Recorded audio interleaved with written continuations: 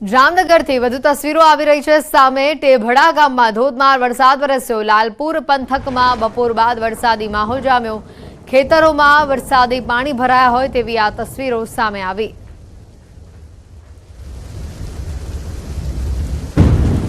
વાત કરીએ કચ્છની તો કચ્છમાં બીજા દિવસે પણ વરસાદ જોવા મળ્યો। લખપતના વર્માનગર કોરિયાણી વિસ્તારમાં વરસાદ જોવા મળ્યો। નખત્રાણાના રામપર રોહા કુરડા જડોદરમાં વરસાદ જોવા મળ્યો। અબડાસાના બીટામાં વરસાદી ઝાપટા જોવા મળ્યા।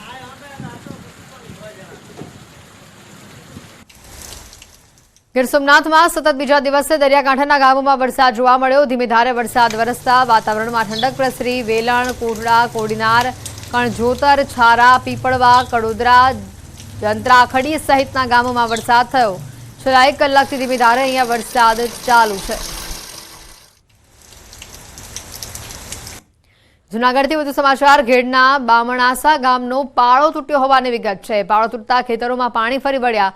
ગઈકાલે માણાવદર કેશોદમાં વરસાદ થતા ઓઝત નદીમાં પાણી આવ્યું હતું। નદીના કાંઠા પર માટી અને થેલીનો પાળો બનાવ્યો હતો। પાળો તૂટી જતા નદીના પાણી ખેતરોમાં ઘૂસી આવ્યા છે।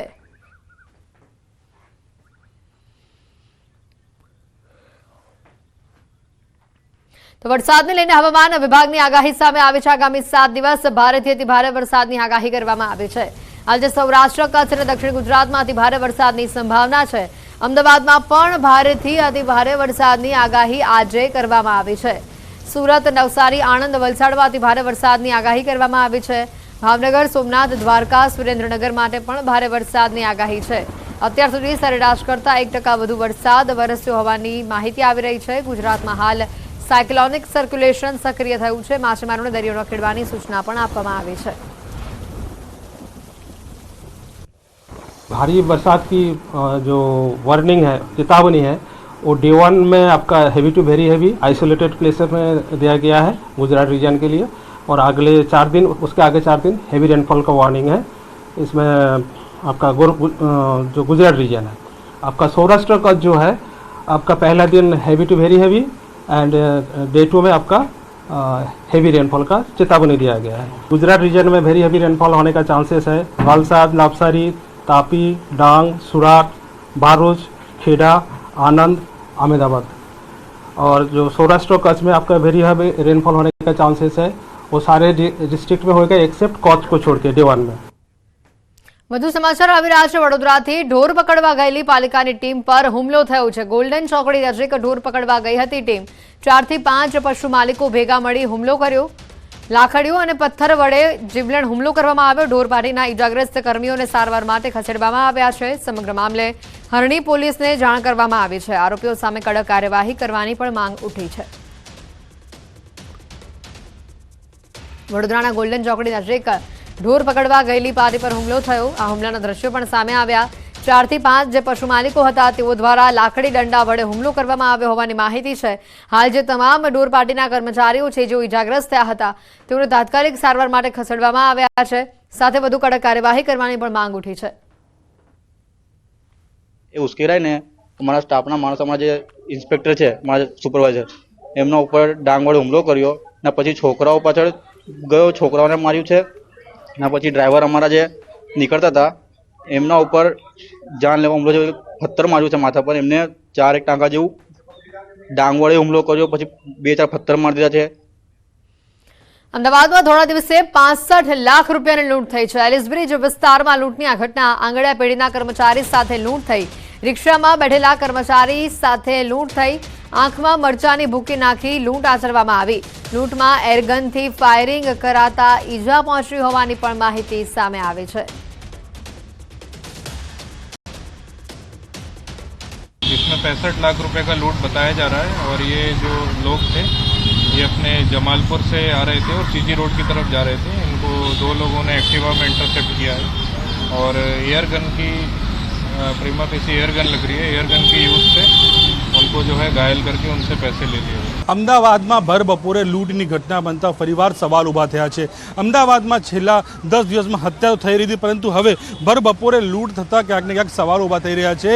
અમદાવાદમાં આંગડિયા પેઢીના કર્મચારીઓ રિક્ષામાં જમાલપુરથી સીજી રોડ તરફ જઈ રહ્યા હતા ત્યારે 65 લાખ રૂપિયાની લૂંટ કરવામાં આવી છે। એરગન જે છે તે પણ ફાયરિંગ કરવામાં આવ્યું છે, સાથોસાથ તેમને ઈજા પહોંચાડીને અને આંખમાં મરચું નાખીને 65 લાખ રૂપિયાની લૂંટ કરીને તે ફરાર થઈ ગયા છે। સવાલ સૌથી મોટો ઊભો થઈ રહ્યો છે કે જે રીતે ભર બપોરે આ લૂંટ કરવામાં આવી છે અને છેલ્લા જે ઘટનાઓ બની રહી છે 10 દિવસમાં તે ક્યાંક ને ક્યાંક સવાલો ઊભા કરે છે પોલીસની કામગીરીને લઈને, અને સવાલ એ ઊભો કરે છે કે પેટ્રોલિંગ અને જે પોલીસની વાત હોય છે કે સબ સુરક્ષિતના દાવાઓ છે તેને લઈને પણ સવાલ ઊભા થાય છે, કારણ કે વારંવાર આ પ્રકારની ઘટના જે છે તે સામે આવી રહી છે। આપ જોઈ શકો છો મરચું છે અને સાથોસાથ જે કેટલાક લોહીના કહી શકાય કે એ પ્રકારના દાગ દેખાઈ રહ્યા છે, કારણ કે બંને કર્મચારીઓ અત્યારે જે છે એસવીપી હોસ્પિટલમાં સારવાર હેઠળ છે અને હાલ પૂછપરછ પણ ચાલી રહી છે કે કઈ રીતે આ ઘટના બની છે, પરંતુ બપોરે આ ઘટના બન્યા હોવાની વાત સામે આવી રહી છે। કેમેરામેન સ્નેડિક મહેતા સાથે નવીન ઝા, ન્યૂઝ 18 ગુજરાતી, અમદાવાદ।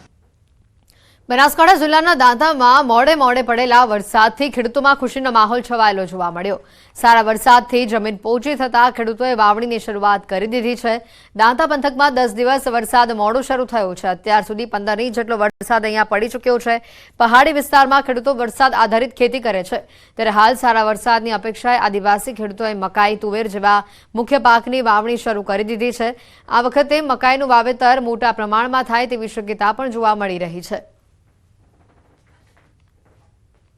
ચાલુ વર્ષે માનવામાં આવે છે કે વરસાદ મોડો થયો છે, પણ મોડો થયો છે પણ સારો થયો છે કે જે રીતે દાંતા તાલુકામાં વરસાદ પડ્યો છે અને વરસાદને લઈને આદિવાસી જે લોકો છે હવે એમની જમીન પોચી થતાં હાલ તબક્કે એમની ખેતીવાડી શરૂ કરી છે। ચોક્કસપણે બતાવવા માંગીશ કે દાંતા તાલુકાનો જે હળદ ગામ છે, હળદ ગામ પાસે જે માંકણચંપા ગામ છે, ત્યાં ખેડૂતોએ પોતાની ખેતીવાડી શરૂ કરી દીધી છે। જમીન સારી એવી પોચી થઈ છે। ત્યાં હાલ તબક્કે એવું માનવામાં આવે છે કે આદિવાસી લોકો જે ઢાળ અને ઢોળાવાળી જે જગ્યાઓ છે જેના પ્રસંગે જેને પગલે જે આ આદિવાસી જે લોકો છે ખાસ કરીને મકાઈ, તુરી અને તુવેર અને સાથે જવાર બાજરીનું વાવેતર કરી રહ્યા છે, જેના કારણે આ વિસ્તારમાં પથાળ જમીન છે ત્યાં આવું પાક વધારે સારા પ્રમાણમાં થતું હશે। હાલ તબક્કે જે છે મકાઈ જે છે એ પણ સારા પ્રમાણમાં થશે, જો કે એ સાથે અપેક્ષા પણ એવી રાખે છે કે જો ભારે વરસાદ થાય તો આ વાવેલો પાક તણાઈ જાય તેવી અપેક્ષા ગણી રહ્યા છે। તેને લઈને ખાસ કરીને શાંતિથી ધીરો વરસાદ પડે તો ખેતીવાડી સારી થાય એવું પણ એ લોકો માની રહ્યા છે। મહેન્દ્ર અગ્રવાલ, ન્યૂઝ 18 ગુજરાતી, મચકોડા। જે પોષતું તે મારતું, તે ક્રમ દિશે છે કુદરતી। આ ઉક્તિ નવસારીના ગણદેવી તાલુકામાં જાણે સાચી સાબિત ઠરી છે, કારણ કે જગતનો તાત ચોમાસાની કાગડોળે રાહ જોતો હોય છે, પરંતુ ગણદેવી તાલુકામાં ચોમાસું જાણે અભિશાપ રૂપ સાબિત થઈ રહ્યું છે। વરસાદ સમયે ફૂંકાયેલા વાવાઝોડાએ ખેડૂતોની વર્ષોની મહેનત ઉપર પાણી ફેરવી દીધું છે। વાવાઝોડામાં 1000થી વધુ આંબા અને ચીકુના વૃક્ષ ધરાશાયી થયા છે। કેટલાક મકાનો પડી જવાની ઘટના પણ સામે આવી છે। ગણદેવી તાલુકો બાગાયતી ખેતી ધરાવતો હોય એમાં આંબા ચીકુનું સવિશેષ વાવેતર છે, ત્યારે હાલમાં જ આવેલ વાવાઝોડામાં 820થી કેરી અને ચીકુના વધુ ઝાડો ધરાશાયી થયા અને એ સાથે જ 1 હેક્ટર જેટલા કેળાનો જે ખેતર હતા તેને ખૂબ મોટું નુકસાન થયું છે।